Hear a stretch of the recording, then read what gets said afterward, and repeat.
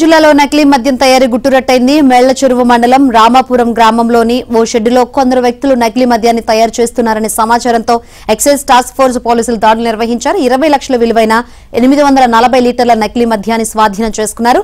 మేళ్లచెరువు మండలంలోని ఓ వైన్స్ దుకాణంలో గతంలో గుమస్తాగా పనిచేసిన రామాపురం గ్రామానికి చెందిన తోట శివశంకర్ ఈ వ్యవహారంలో కీలకంగా వ్యవహరిస్తున్నట్లు పోలీసులు గుర్తించారు.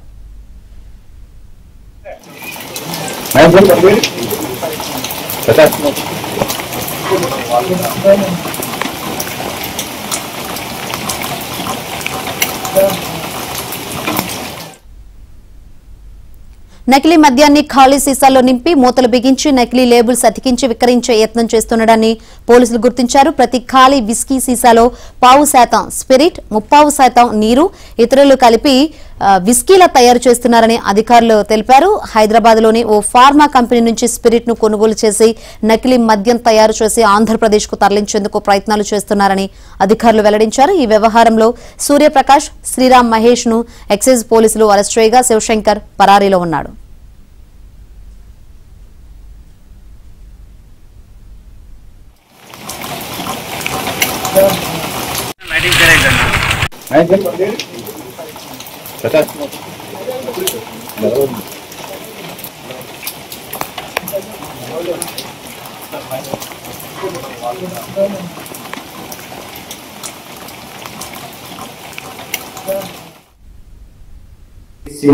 సేట్ అనే వ్యక్తి, ఉప్పాల నివాసం ఉండే మరొక వ్యక్తి, వీళ్ళందరికీ సప్లై చేస్తున్న కృష్ణా ఫార్మా యాజమాన్య మల్లికార్జునరావు, వీళ్ళందరిపైన కూడా కేసులు నమోదు చేయడం జరిగింది. ఈ సందర్భంగా దాదాపుగా 15 లక్షల రూపాయల విలువైన మద్యాన్ని స్వాధీనం చేసుకోవడం జరిగింది. ఈ స్పిరిట్స్ లిక్కర్ ఇక్కడ తీసుకొని వచ్చింది రెక్టిఫైడ్ స్పిరిట్ ని, దాంతో ఎంటీ బాటిల్స్ తీసుకొని వస్తున్నారు, ఎసెన్స్ కలుపుతున్నారు, కలర్స్ కలుపుతున్నారు. ప్రధానంగా ఇక్కడ మెక్డోవెల్ విస్కీ ఒక బ్రాండ్, రెండో బ్రాండ్ ఏఓబి అంటే ఓల్డ్ అప్పుడల్ బ్రాండ్, ఈ 2 బ్రాండ్ని ప్రధానంగా టార్గెట్ చేసుకొని వీళ్ళు మద్యాన్ని తయారు చేసి అన్ని ప్రయత్నాల్లో నిల్వ చేశారు.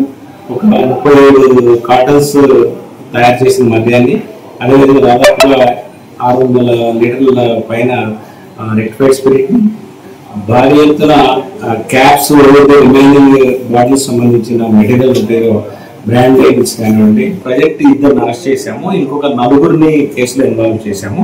ఇంకా ముందు వ్యక్తులు మరికొంతమంది కూడా వచ్చే అవకాశం ఉంది.